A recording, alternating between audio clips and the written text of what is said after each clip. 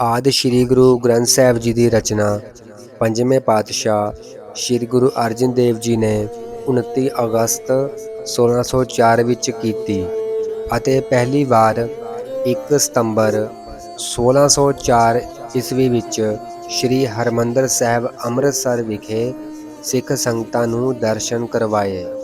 ਇਸ ਦੇ ਪਹਿਲੇ ਗ੍ਰੰਥੀ ਬਾਬਾ ਬੁੱਢਾ ਜੀ ਸਨ, ਜਿਨ੍ਹਾਂ ਨੇ ਆਪ ਇਸ ਪਾਵਨ ਬੀੜ ਨੂੰ ਆਪਣੇ ਸਿਰ ਤੇ ਰੱਖਿਆ ਅਤੇ ਸ਼੍ਰੀ ਗੁਰੂ ਅਰਜਨ ਦੇਵ ਜੀ ਇਸ ਨੂੰ ਚੌਰ ਕਰਦੇ ਹੋਏ ਸਿੱਖ ਸੰਗਤਾਂ ਨਾਲ ਸ਼੍ਰੀ ਹਰਿਮੰਦਰ ਸਾਹਿਬ ਪੁੱਜੇ।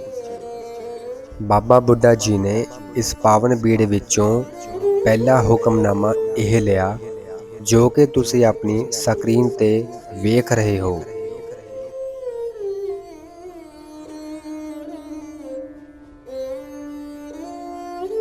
ਸ਼੍ਰੀ ਗੁਰੂ ਅਰਜਨ ਦੇਵ ਜੀ ਨੇ ਆਪ ਆਪਣੀ ਹਜ਼ੂਰੀ ਵਿੱਚ ਬੈਠ ਕੇ ਭਾਈ ਗੁਰਦਾਸ ਜੀ ਤੋਂ ਇਹ ਬੀੜ ਲਿਖਵਾਈ ਅਤੇ ਇਸ ਬੀੜ ਵਿੱਚ 5 ਗੁਰੂ ਸਾਹਿਬਾਂ ਦੀ ਬਾਣੀ ਦਰਜ ਕੀਤੀ ਅਤੇ ਸਾਹਿਬ ਸ਼੍ਰੀ ਗੁਰੂ ਗੋਬਿੰਦ ਸਿੰਘ ਜੀ ਨੇ ਬਾਅਦ ਵਿੱਚ 9ਵੇਂ ਪਾਤਸ਼ਾਹ ਦੀ ਬਾਣੀ ਦਰਜ ਕਰਵਾਈ।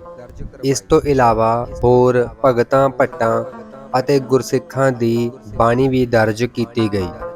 ਆਦਿ ਬੀੜ ਵਿੱਚ ਕੁੱਲ 1430 ਅੰਗ ਹਨ ਅਤੇ 5894 ਸ਼ਬਦ ਹਨ, ਜਿਨ੍ਹਾਂ ਦੇ 31 ਰਾਗ ਹਨ।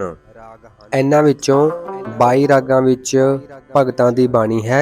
ਇਹਨਾਂ ਦੇ ਸ਼ਬਦ 349 ਹਨ। ਭਗਤ ਬਾਣੀ ਵਿੱਚ 3 ਸ਼ਬਦ ਗੁਰੂ ਅਰਜਨ ਦੇਵ ਜੀ ਦੇ ਹਨ, ਜਿਨ੍ਹਾਂ ਦਾ ਕੁੱਲ ਵੇਰਵਾ ਤੁਸੀਂ ਆਪਣੀ ਸਕਰੀਨ ਤੇ ਵੇਖ ਰਹੇ ਹੋ।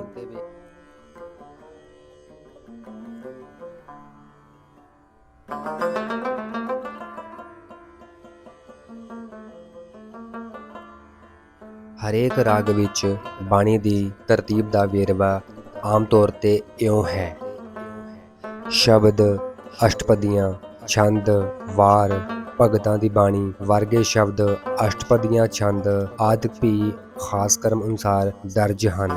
ਪਹਿਲਾਂ ਗੁਰੂ ਨਾਨਕ ਦੇਵ ਜੀ, ਫਿਰ ਗੁਰੂ ਅਮਰਦਾਸ ਜੀ, ਗੁਰੂ ਰਾਮਦਾਸ ਜੀ, ਆਖਰ ਵਿੱਚ ਗੁਰੂ ਅਰਜਨ ਦੇਵ ਜੀ ਦੇ ਸ਼ਬਦ ਹਨ।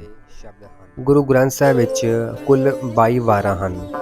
ਇਹਨਾਂ ਵਿੱਚੋਂ 21 ਵਾਰਾਂ ਗੁਰੂ ਸਾਹਿਬਾਨ ਦੀਆਂ ਹਨ ਅਤੇ ਇੱਕ ਵਾਰ ਸੱਤੇ ਬਲਵੰਤ ਦੀ ਹੈ, ਜਿਨ੍ਹਾਂ ਦਾ ਵੇਰਵਾ ਇਸ ਪ੍ਰਕਾਰ ਹੈ: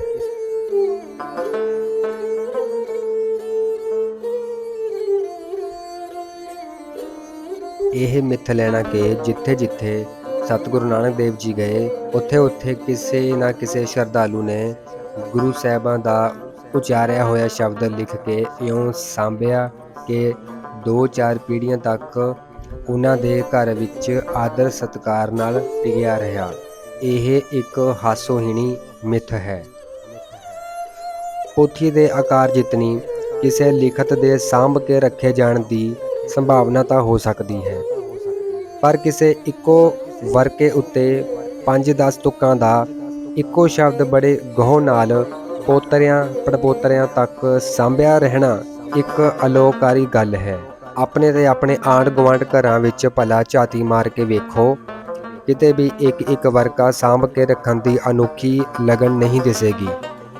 ਦਲੀਲ ਅਤੇ ਜੀਵਨ ਸਾਖੀਆਂ ਬਦੋ-ਬਦੀ ਸਾਨੂੰ ਇਸ ਸਿੱਟੇ ਤੇ ਲਿਆਉਂਦੀਆਂ ਹਨ ਕਿ ਸਤਿਗੁਰੂ ਨਾਨਕ ਦੇਵ ਜੀ ਨੇ ਆਪਣੀ ਸਾਰੀ ਬਾਣੀ ਆਪ ਹੀ ਲਿਖ ਕੇ ਸਾਂਭੀ ਹੋਈ ਸੀ। ਇੱਥੇ ਇਹ ਪ੍ਰਸ਼ਨ ਉੱਠਦਾ ਹੈ ਕਿ ਉਹ ਸਾਰਾ ਸੰਗ੍ਰਹਿ ਗਿਆ ਕਿੱਥੇ? ਗੁਰੂ ਨਾਨਕ ਦੇਵ ਜੀ ਦੇ ਜੋਤੀ ਜੋਤ ਸਮਾਉਣ ਸਮੇਂ ਗੁਰੂ ਅੰਗਦ ਸਾਹਿਬ ਜੀ ਉਹਨਾਂ ਦੇ ਪਾਸ ਹੀ ਸਨ। ਸਤਿਗੁਰੂ ਨਾਨਕ ਦੇਵ ਜੀ ਨੇ ਆਪਣੀ ਸਾਰੀ ਬਾਣੀ ਦੀ ਪੋਥੀ ਗੁਰੂ ਅੰਗਦ ਸਾਹਿਬ ਨੂੰ ਦੇ ਦਿੱਤੀ ਸੀ। ਇਸ ਦ੍ਰਿਸ਼ਟੀਕੋਣ ਤੋਂ ਗੁਰੂ ਅੰਗਦ ਸਾਹਿਬ ਦੇ ਸ਼ਲੋਕ ਪੜ੍ਹ ਕੇ ਵੇਖੋ।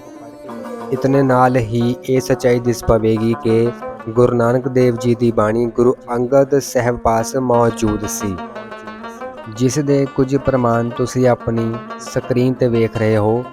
ਇਹਨਾਂ ਵਿੱਚ ਸ਼ਬਦਾਂ ਦੀ ਸਾਂਝ ਹੈ।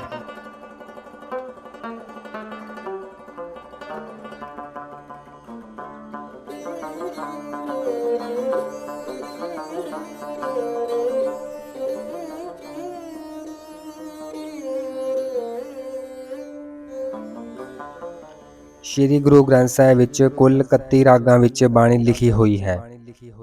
ਉਹਨਾਂ 31 ਰਾਗਾਂ ਵਿੱਚੋਂ ਸਤਿਗੁਰੂ ਨਾਨਕ ਦੇਵ ਜੀ ਨੇ 19 ਰਾਗ ਆਪਣੀ ਬਾਣੀ ਵਾਸਤੇ ਵਰਤੇ ਹਨ, ਜਿਨ੍ਹਾਂ ਦਾ ਵੇਰਵਾ ਤੁਸੀਂ ਆਪਣੀ ਸਕਰੀਨ ਤੇ ਵੇਖ ਰਹੇ ਹੋ।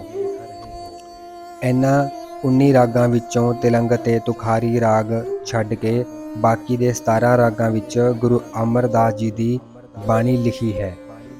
ਗੁਰੂ ਅਮਰਦਾਸ ਜੀ ਨੇ ਗੁਰੂ ਨਾਨਕ ਦੇਵ ਜੀ ਦੇ ਵਰਤੇ ਇਹਨਾਂ ਰਾਗਾਂ ਤੋਂ ਛੁੱਟ ਕੋਈ ਹੋਰ ਇੱਕ ਵੀ ਹੋਰ ਨਵਾਂ ਰਾਗ ਨਹੀਂ ਵਰਤਿਆ।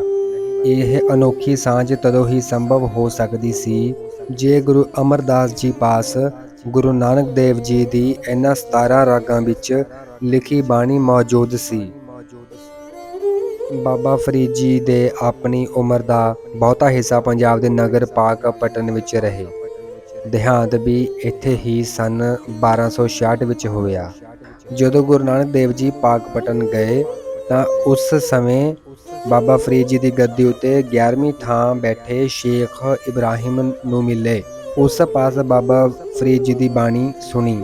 ਨਿਰੀ ਸੁਣੀ ਹੀ ਨਹੀਂ, ਫਰੀਦ ਜੀ ਦੇ ਕਈ ਬਚਨ ਬਾਰੇ ਆਪਣੇ ਖਿਆਲ ਵੀ ਪ੍ਰਗਟ ਕੀਤੇ। ਹੁਣ ਤੱਕ ਦੀ ਵਿਚਾਰ ਵਿੱਚ ਅਸੀਂ ਇਹ ਵੇਖ ਆਏ ਹਾਂ ਕਿ ਗੁਰੂ ਨਾਨਕ ਦੇਵ ਜੀ ਆਪਣੀ ਉਚਾਰੀ ਬਾਣੀ ਸਦਾ ਆਪ ਹੀ ਲਿਖ ਕੇ ਆਪਣੇ ਪਾਸ ਸਾਂਭ ਕੇ ਰੱਖਦੇ ਸਨ। ਪਾਕਪਟਨ ਵਿੱਚ ਉਚਾਰੀ ਹੋਈ ਬਾਣੀ ਵੀ ਸਤਿਗੁਰੂ ਜੀ ਨੇ ਆਪ ਲਿਖ ਕੇ ਆਪਣੇ ਪਾਸ ਰੱਖੀ ਹੋਵੇਗੀ, ਪਰ ਜੋ ਬਾਣੀ ਗੁਰੂ ਨਾਨਕ ਦੇਵ ਜੀ ਨੇ ਪਾਕਪਟਨ ਵਿੱਚ ਉਚਾਰੀ, ਉਸ ਵਿੱਚ ਤੇ ਬਾਬਾ ਫਰੀਦ ਜੀ ਦੀ ਕੁਝ ਬਾਣੀ ਵਿੱਚ ਬੜੀ ਡੂੰਘੀ ਸਾਂਝ ਤੇ ਨੇੜੇ ਦੀ ਸਾਂਝ ਹੈ।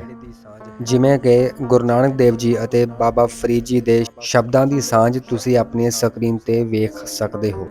ਇਸ ਤੋਂ ਸਾਨੂੰ ਇਹ ਪਤਾ ਲੱਗਦਾ ਹੈ ਕਿ ਗੁਰੂ ਨਾਨਕ ਦੇਵ ਜੀ ਪਾਸ ਬਾਬਾ ਫਰੀਦ ਜੀ ਦੀ ਬਾਣੀ ਮੌਜੂਦ ਸੀ। ਇਸੇ ਤਰ੍ਹਾਂ ਗੁਰੂ ਅਮਰਦਾਸ ਜੀ ਦੀ ਬਾਣੀ ਦੀ ਸਾਂਝ ਬਾਬਾ ਫਰੀਦ ਜੀ ਦੇ ਸ਼ਬਦਾਂ ਨਾਲ ਮੇਲ ਖਾਂਦੀ ਹੈ।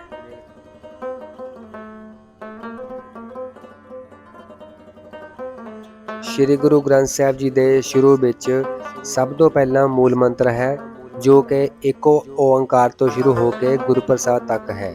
ਇਸ ਤੋਂ ਅਗਾਂਹ ਸਭ ਤੋਂ ਪਹਿਲੀ ਬਾਣੀ, ਜਿਸ ਦਾ ਨਾਮ ਜਪ ਹੈ, ਇਸ ਵਿੱਚ 38 ਪੌੜੀਆਂ ਹਨ, 2 ਸ਼ਲੋਕ ਹਨ, ਇੱਕ ਸ਼ੁਰੂ ਅਤੇ ਇੱਕ ਆਖਰ ਵਿੱਚ। ਪੂਰੇ ਸ਼ਬਦ ਵਿੱਚ ਜੋ ਅਸੀਂ ਰਹਾਉ ਵਾਲੀ ਤੁਕ ਪੜ੍ਹਦੇ ਹਾਂ, ਉਹ ਪੂਰੇ ਸ਼ਬਦ ਦਾ ਨਿਚੋੜ ਹੁੰਦਾ ਹੈ। ਕੀਰਤਨੀਏ ਜਦ ਕੀਰਤਨ ਕਰਦੇ ਹਨ ਤਾਂ ਉਹ ਇਸ ਰਹਾਉ ਵਾਲੀ ਤੁਕ ਨੂੰ ਮੁੱਖ ਰੱਖਦੇ ਹਨ। ਇਸ ਤੋਂ ਇਲਾਵਾ ਕਈ ਸ਼ਬਦਾਂ ਵਿੱਚ ਰਹਾਉ ਦੀਆਂ 2 ਪੰਕਤੀਆਂ ਵੇਖਣ ਨੂੰ ਵੀ ਮਿਲਦੀਆਂ ਹਨ। ਇੱਕ ਰਹਾਉ ਤੇ ਦੂਸਰਾ ਰਹਾਉ ਦੂਜਾ। ਇਹ ਜੋ ਪਹਿਲਾ ਰਹਾਉ ਹੁੰਦਾ ਹੈ, ਇਹ ਪ੍ਰਸ਼ਨਵਾਚਕ ਹੁੰਦਾ ਹੈ, ਅਤੇ ਰਹਾਉ ਦੂਜਾ, ਇਸ ਵਿੱਚ ਇਸ ਦਾ ਉੱਤਰ ਹੁੰਦਾ ਹੈ। ਸ਼੍ਰੀ ਗੁਰੂ ਗ੍ਰੰਥ ਸਾਹਿਬ ਜੀ ਦੇ ਆਖਰ ਵਿੱਚ ਰਾਗਮਾਲਾ ਬਾਣੀ ਆਉਂਦੀ ਹੈ, ਜਿਸ ਨੂੰ ਲੈ ਕੇ ਲੋਕ ਆਪਣੇ ਅਲੱਗ-ਅਲੱਗ ਵਿਚਾਰ ਰੱਖਦੇ ਹਨ। ਇਸ ਬਾਣੀ ਦੇ ਸ਼ੁਰੂ ਵਿੱਚ ਜੋ ਲਿਖਿਆ ਹੈ, ਉਹ ਹੈ ਇੱਕ ਓੰਕਾਰ ਸਤਿਗੁਰ ਪ੍ਰਸਾਦ ਰਾਗਮਾਲਾ, ਪਰੰਤੂ ਇਸ ਦੇ ਨਾਲ ਮਹਿਲਾ ਪਹਿਲਾ ਮਹਿਲਾ ਦੂਜਾ ਨਹੀਂ ਲਿਖਿਆ ਹੈ, ਜਿਸ ਕਰਕੇ ਇਹ ਨਹੀਂ ਕਿਹਾ ਜਾ ਸਕਦਾ ਕਿ ਇਹ ਬਾਣੀ ਕਿਸ ਗੁਰੂ ਦੀ ਹੈ, ਜਿਸ ਕਰਕੇ ਵਿਦਵਾਨ ਇਸ ਬਾਣੀ ਪ੍ਰਤੀ ਆਪਣੇ ਅਲੱਗ-ਅਲੱਗ ਵਿਚਾਰ ਰੱਖਦੇ ਹਨ। ਪਰੰਤੂ ਜਦੋਂ ਆਦਿ ਸ਼੍ਰੀ ਗੁਰੂ ਗ੍ਰੰਥ ਸਾਹਿਬ ਜੀ ਦਾ ਪਹਿਲਾ ਪ੍ਰਕਾਸ਼ ਕੀਤਾ ਗਿਆ, ਉਸ ਸਮੇਂ ਇਸ ਬੀੜ ਵਿੱਚ 1430 ਅੰਗ ਸਨ ਅਤੇ ਇਸ ਵਿੱਚ ਰਾਗਮਾਲਾ ਬਾਣੀ ਮੌਜੂਦ ਸੀ। ਇਸ ਲਈ ਸਾਨੂੰ ਕਿਸੇ ਤਰਕ ਵਿਵਾਦ ਕੀਤੇ ਬਿਨਾਂ ਇਸ ਬਾਣੀ ਨੂੰ ਮੰਨ ਲੈਣਾ ਚਾਹੀਦਾ ਹੈ। ਜਿਵੇਂ ਕਿ ਸ਼੍ਰੀ ਗੁਰੂ ਗੋਬਿੰਦ ਸਿੰਘ ਜੀ ਨੇ ਕਿਹਾ ਹੈ, ਸਭ ਸਿੱਖਨ ਕੋ ਹੁਕਮ ਹੈ, ਗੁਰੂ ਮਾਨਿਓ ਗ੍ਰੰਥ। ਸਾਹਿਬ ਸ਼੍ਰੀ ਗੁਰੂ ਗ੍ਰੰਥ ਸਾਹਿਬ ਜੀ ਦੀ ਕੁਝ ਹੋਰ ਮਹੱਤਵਪੂਰਨ ਜਾਣਕਾਰੀ ਜੋ ਤੁਸੀਂ ਆਪਣੀ ਸਕਰੀਨ ਤੇ ਵੇਖ ਰਹੇ ਹੋ।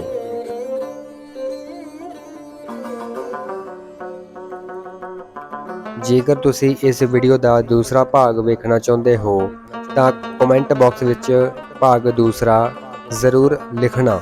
ਅਸੀਂ ਉਮੀਦ ਕਰਦੇ ਹਾਂ ਕਿ ਇਸ ਵੀਡੀਓ ਤੋਂ ਤੁਹਾਨੂੰ ਕੁਝ ਨਵੀਂ ਜਾਣਕਾਰੀ ਹਾਸਲ ਹੋਈ ਹੋਵੇਗੀ। ਹੋਈਆਂ ਭੁੱਲਾਂ ਚੁੱਕਾਂ ਦੀ ਖਿਮਾ ਬਖਸ਼ਣੀ। ਵਾਹਿਗੁਰੂ ਜੀ ਕਾ ਖਾਲਸਾ, ਵਾਹਿਗੁਰੂ ਜੀ ਕੀ ਫਤਿਹ।